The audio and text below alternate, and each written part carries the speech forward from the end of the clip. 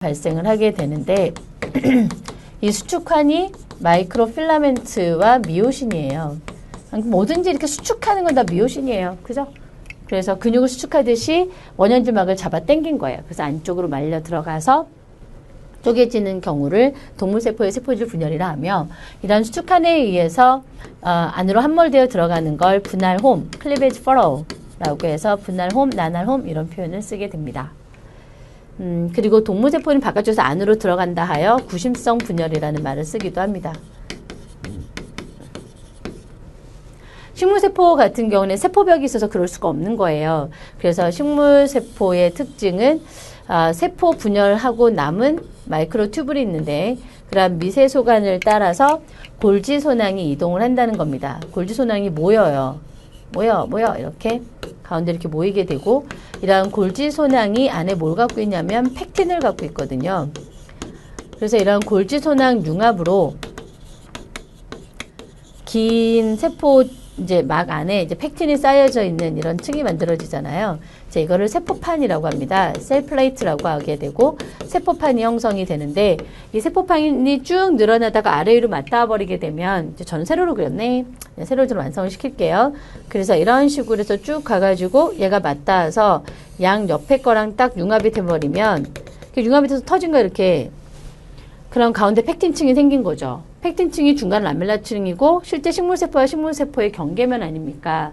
그래서 식물세포가 나뉘어지는 거, 핵심적인 단어는 여기는 마이크로필라멘, 여기는 마이크로튜블이 좀 관여 있고, 그리고 골지선항이 관여 있으며 팩틴이라고 하는 세포벽 성분을 함유한 주머니가 융합됨으로써 안쪽에서 바깥쪽으로 분열을 진행이 되는 원심성 분열이었다라는 거죠. 관여되는 인자가 좀 사뭇 다르잖아요. 그래서 이런 문제를 내는 거예요. 동물하고 식물세포의 세포질 분열의 차이는 여기까지예요. 그 다음에 세포 분열하면은 뭐니 해도 이제 체세포 분열과 감수 분열 두 과정이 있으며, 이 두 과정을 잘 비교를 해요, 저희가. 그래서 이거는 여러분들이 뭐 워낙 공부를 많이 해서 잘 쓰실 거라고 생각이 되는데요.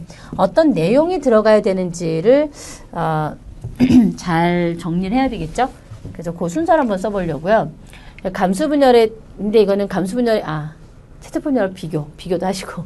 그러니까 지금 비교하면서 특징을 쓰면 더 좋잖아. 특징이라는 게 그런 거 아니겠어요? 다른 경우와 다른 점 이런 거잖아. 그 체세포 분열과 뭐가 다르지? 라고 하게 되면 2회 연속 분열을 합니다. 그러면서도 보시는 것처럼 체세포 분열은 한 번 분열하고 똑같은 딸세포가 만들어졌으니까 또 분열을 하는 건데, 이건 무조건 2번 분열합니다. 마이오시스 1, 마이오시스 2. 그렇게 해서 4개의 딸세포가 만들어지게 돼요. 한 번 분열을 해서. 자, 이게 첫 번째 특징이고요. 이때 연속이라는 말을 썼던 이유는 중간에는 그 복제기가 없습니다. 원래 체세포 분열이 2번 분열을 했다면 복제해서 2배로 늘리고 나눠 갖고, 2배로 늘리고 나눠 갖고, 그래서 유전 물질의 변화가 없지만, 감수 분열은 복제 시기가 없고요. 그러니까 처음은 이제 2배로 늘어났는데, S기가 한 번 있어서 늘어났는데, 그걸 한 번 나누고 또 나눈 거예요. 그래서 유전 물질은 절반으로 떨어지죠. 바로 이것이 두 번째 특징인데요. 즉, 이 딸세포가 반수체라는 겁니다. 유전 물질을 한 세트만 가지고 있다라는 거죠. 그래서 반수체를 만드는 것이 감수 분열의 또 하나의 특징입니다. 체세포 분열은 2배체를 만들잖아요. 이렇게 감수 분열의 특징을 쓰려면 옆에 체세포 분열을 계속 염두에 두셔야 돼요. 그래야지 이들의 도드라진 특징이 딱 티가 나죠. 얘가 체세포 분열은 똑같이, 예를 들어 방추사를 형성해요. 미세소관으로 구성된 방추사를 만든다. 그거는 똑같잖아. 체세포 분열이나 감수 분열이나. 그런 거 쓰는 게 아니라는 거죠. 특징이니까. 자, 세 번째 특징이 이 딸세포하고 또 관련이 되는데요. 체세포 분열 같은 경우에는 딸세포가 유전적으로 서로 같거든요. 그런데 감수 분열은 유전적으로 다양한 딸세포가 만들어질 수가 있는 겁니다. 바로 이것이 유전적 다양성을 만드는 것이 바로 감수 분열하는 의미죠. 그리고 이러한 반수체가 하는 역할은 이제 나중에 배우자예요. 배우자를 만드는 게 이들의 목적이며, 배우자는 반드시 접합하여 색형을 회복할 거예요. 유전 물질을 회복할 거예요. 자, 여기서 한 가지. 유전적으로 다양한 딸세포를 만든다 그랬는데 그 딸세포를 그러니까 제가 지금 이렇게 어떤 플롯 화살표 이런 걸 표시하는 이유는 여러분들이 자꾸 이렇게 생각을 리듬을 타고 흘러가서 연상을 해서 쓰라는 얘기지 여기다 뭐 화살표 그려가지고 문제를 쓰라는 건 아니에요. 그러니까 세 가지를 쓰라고 했으니까 세 가지를 쓰는데 연상할 수 있는 방법을 알려드리는 거예요. 여기까지만 딱 끝나는 게 아니고요. 다양성을 만드는 방법까지 쓰면 더 좋겠어요. 거기까지는 써줘야죠. 그래서 유전적으로 다양한 딸세포를 만드는 방법은 제1 감수 분열 전기 때 나타나는 상동 염색체 내 비자매 염색 분체 사이의 유전물질의 교환. 길다. 압축해서 제가 정의를 알려드린 거예요. 예, 유전물질 교환을 교차라고. 한마디로 교차 쓰면 돼요. 예, 핵심은 교차예요. 그죠? 예, 그래서 교차가 발생을 합니다. 크로싱오버가 나타나는 거고요. 그죠? 교차. 그리고 두 번째는 제1 감수분열. 여전히 제1 감수분열인데, 제1 감수분열 중기 때 나타납니다. 제1 감수분열 중기 때 우리가 상분열 중기에 이제 적도면에 염색체가 쭉 배열을 한단 말이에요. 이렇게 적도면에 배열을 할 때 여기는 지금 염색체 하나만 나와 있고 이건 지금 교차 모습 보여주고 있는 거죠. 예, 교차 크로싱 오버를 해서 서로 다른 그러니까 조합이죠. 그러니까 하나의 염색체 내에 유전자를 조합할 수 있다라는 얘기가 나온 거고요. 또 한 가지는 저기 지금 염색체 하나지만 또 다른 염색체가 등장을 하게 되면 상동 염색체 조합이 만들어질 수 있죠.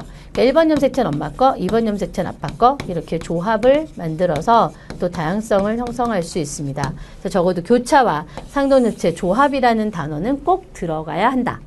그렇게 해서 딸세포를 당하게 만든 거야. 그리고 이왕이면 그것이 감수분열에서 생긴 사건이니까 감수분열의 전기 때니 중기 때니라는 시기까지 언급하는 게 더 좋겠죠. 자, 이렇게 해서 감수분열 특징을 살펴봐 드렸습니다. 그다음에 바이러스, 비로이드, 프리온. 자, 이것도 어느 정도 쓰냐에 따라서 날 새죠, 사실. 자, 시간이나 이런 것들을 잘 감안하셔야 되고요. 가장 핵심적인 것만 좀 얘기를 해보도록 하겠습니다. 사실 이게 무엇이냐고 물어봤거든요. 그럼 하나하나의 특징을 얘기해도 되기는 하는데 저 같으면 이제 공통점 이렇게 하면서 각각의 특징을 설명을 하고 예제를 설명을 하면 가장 좋다고 생각을 합니다. 제가 늘 얘기하지만 생물에 있어서의 정의는 구조와 기능이잖아요. 그리고 거기에 추가적으로 특징, 예제 이렇게 들어가는 거예요. 항상. 바이러스, 비로이드, 프리온은 바이러스, 비로이드 그리고 프리온은 모두 비세포성 병원체입니다. 세포로 구성되어 있지 않은 병원체예요. 다시 말해서 생물이 아니라는 얘기입니다. 생물의 정의는 세포로 되어 있으니까요. 그렇구나. 그럼 이제 구성부터 좀 살펴보죠. 근데 뭐가 조금씩 다르니? 그러면 바이러스는 여러분들 뭐 바이러스 이렇게 써야 되겠죠.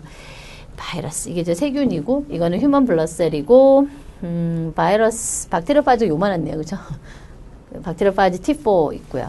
굉장히 작네요. 그래서 바이러스는 핵산과 단백질로 구성된 비리온입니다. 비리온 입자예요. 이 비리온을 이제 바이러스의 구성을 설명하는 단어가 비리온이에요. 이런 바이러스는 활물 기생을 하게 되죠. 살아있는 세포에만 기생을 할 수가 있습니다. 왜냐하면 그들의 에너지라든가 그들이 만들어낸 에너지 또 물질 그런 걸 다 이용을 해서 자신의 유전 물질을 복제하고 증식을 해야 되기 때문에 살아있는 생물에만 기생할 수 있습니다. 이런 바이러스는 다양한 특히 동물성 바이러스가 그런데 다양한 지놈 형태 다시 말해서 DNA, RNA 또는 싱글 스트랜드 RNA, 더블